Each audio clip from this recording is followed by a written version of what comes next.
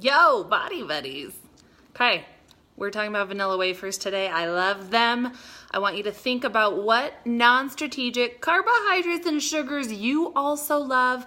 And let's put on our thinking caps together of how we can be more strategic in eating them and enjoying them, because let's all agree that all or nothing thinking does not avail us any success. So I am very much aware of all of the debates and the nuanced piece of information. All of my women that I'm coaching with hypothyroidism, they know they shouldn't be doing gluten. They know they shouldn't be eating a lot of carbs. Same thing with my women with PCOS. But at the end of the day, guys, let's talk practicality. We can know optimality, but I'm here as a strategist and your friend to help you navigate what happens when you can't play that all or nothing game. So when you want, this is just an example. This could be chips. This could be cookies. This could be crackers. This could be Rice Krispies. I mean, you think of your non-strategic carbohydrate. If the word non-strategic is new to you, you haven't read my book, I really encourage you to read my book, The Power Foods Lifestyle. The first thing we're going to do, we're going to flip over the label, okay? We know it's a non-strategic food. We know it's enriched. We know there's white flour. We know there's a lot of processed stuff, probably some soybean oil. Yep, I'm right. And, all those things that we're trying to avoid. We know. But if we're going to eat a non-strategic food, we're going to eat it strategically. And that's a game changer for our mentality, so that over the long course of time, somebody who eats non-strategic foods strategically is going to have more success than the person who either is perfect, not perfect, not perfect. Do you see where I'm going with this? Okay. So total carbohydrates, that's the only thing you should look at. Total carbohydrates. We don't do net carbs here at Power Foods Lifestyle. We do not do net carbs, okay? Total carbohydrates, 23 grams. Now you look at the serving. So you're looking for something between 20 and 30 grams of carbohydrates. So now I need to look up at the serving. That's 15 wafers. Yes. So I'm going to have 15 wafers. So what does it mean to eat something strategically? Well, we are going to be making a protein shake. So I'm taking my unsweetened almond and coconut milk. It does need to be unsweetened. We want, for most people, getting off dairy can be a very important move due to the fact that it is one of our top allergens, food sensitivities, and it's going to bring down the sugar content, first of all. Okay, so I'm gonna do about that much. I don't like watery shakes. I personally do isogenics. I do isopro due to the fact that I'm an athlete and I try and keep really, really clean, good proteins in my body. So this is my main go-to. I personally, you're gonna think this is funny. Oh, this one's not open. So I get 2 of these shipped to me every single month. If you guys are interested in isogenics, send me a message.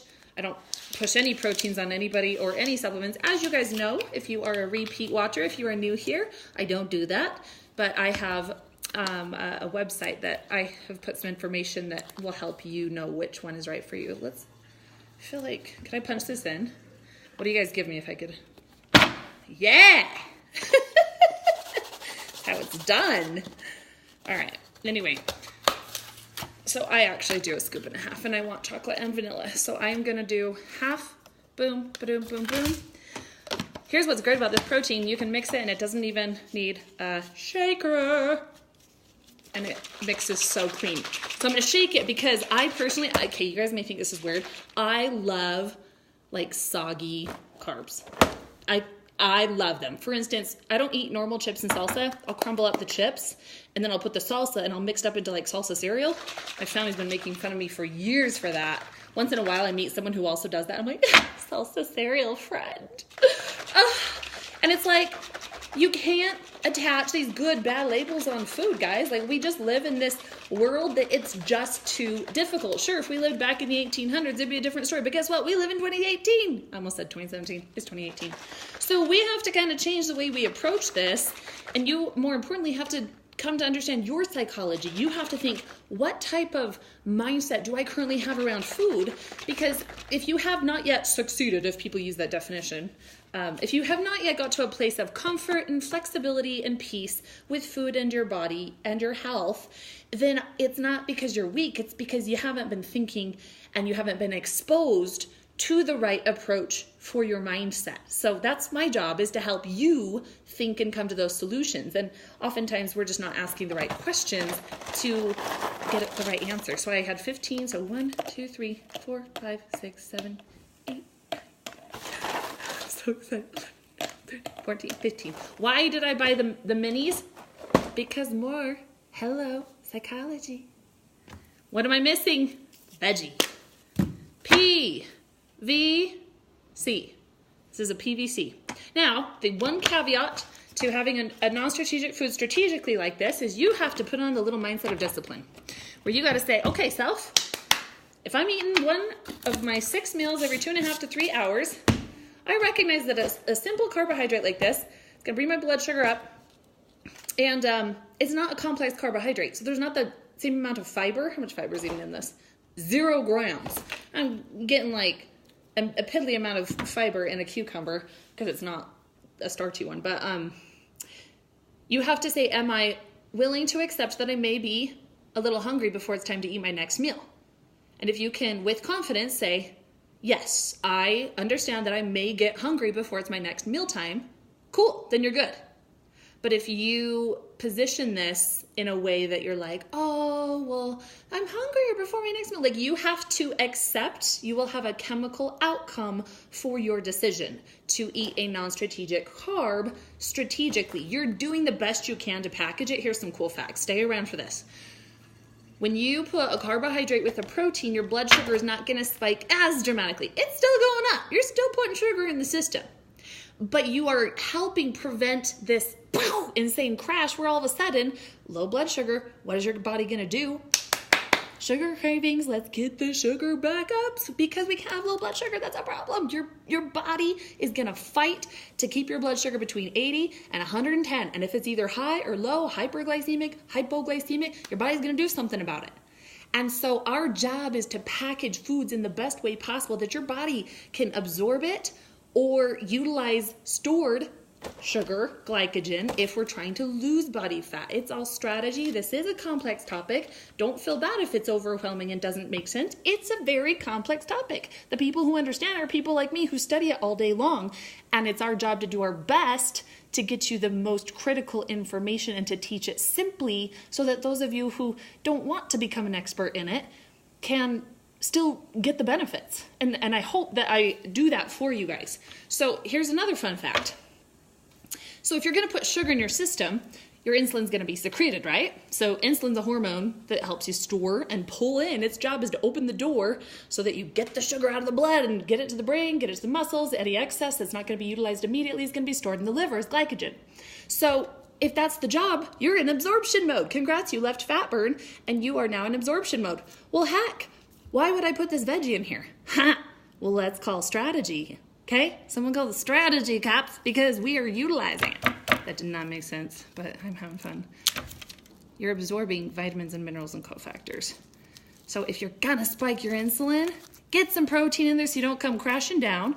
And heck, if you lift weights like me, oh my gosh, that's great because that's gonna help you get the protein to the muscles to resynthesize. Your body's resynthesizing and building lean muscle tissue for 24 to 48 hours following a lift. It's not just at the time of the gym. That's when the process began.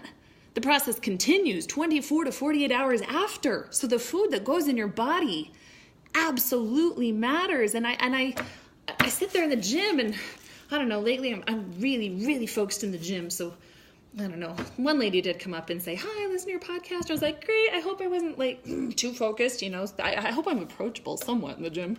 But anyway, I just look around and there's so many people busting it, like working their butts off. And I'm like, yes, what are you eating? Because I don't want to see you busting it in the gym if you're not going to fix your nutrition. I mean, yes, there are absolutely things that we're going to applaud. And each person, if I could sit down and like hear every single person's story, I'm sure we could find those caveats for that individual person.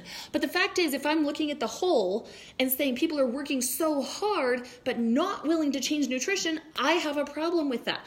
On a fundamental level of they're trying to produce change. Now, if we're just trying to feel good and, you know, it's like, well, at least I'm doing something for myself. Okay, then I'll applaud that. But if you're trying to produce change, then I don't applaud it. Does that make sense? Be smart. When you're trying to make change in your body, you've got to utilize the science. So Power Foods Lifestyle is not an all or nothing thing. Tier 1, Tier 2, Tier 3, Tier 4. There are different levels of intensity. And so what each and every single one of you, I just beg of you, is do tier 1, where you're choosing more healthy foods. You're minimizing the processed foods. This will be the only processed food I eat today. Everything else is wholesome. Everything else from the earth. So just consider that it's not about all or nothing thinking. I don't know what's on here, but anyway, that's how we eat. Non-strategic carbs strategically. It's a game changer. I remember the day I figured this out and was like, you know what? I don't have to just be perfect in eating and only eat power foods. How many of you guys remember when I was only eating 25 foods? How many of you guys were around Body Buddies that long? The 25 foods. Back in the day before we evolved and grew. So, moral of the story, don't shun all foods. Be wise. I mean, you have to know yourself. If you have all in your home, cookies and crackers and Rice Krispies, and especially if you're a mom at home and you have like a lot of those things for your kids, it's the best thing you can do. Number 1, to set meal times. You don't graze all day long. You don't eat whenever your kids eat. What are your meal times? You have them planned ahead, or at least an idea. That's what my Power Foods list helps people to do, is put it on the fridge. If you don't have that yet, it's at just go to Body Buddies homepage, body-buddies.com. There's a link to it on there. That's the easiest way. And then you look at that list and you say, okay, this week I'm going to buy 3 to 5 of those foods, of my power proteins and my power vegetables, my power carbs, my power fats. Then you sit down, you say, what could I start doing to pair together a protein and a veggie and a fat, or a protein, veggie and a carb? And what are some basic meal ideas that I could do quickly and repeat? And boom, all of a sudden you're doing this without being on a diet, and you're following principles, and you're applying the science, and you're doing it the right way. That's my goal for you guys. So, I'm not giving you license to eat whatever you want. I'm teaching you when you have those cravings, when you feel like you're going to break and you're trying to convert to more of a power foods lifestyle, please don't play the all or nothing game, okay? So I hope that helps. All right. Desiree, even my 10-month-old is on my eating schedule. We all eat at the same time. It's awesome. That's so great, Desiree. Awesome. Thanks for sharing that. Okay, I think I'm out. I got to go do phone calls. So peace. Love you. Power your body, 1 meal, 1 workout, 1 day at a time.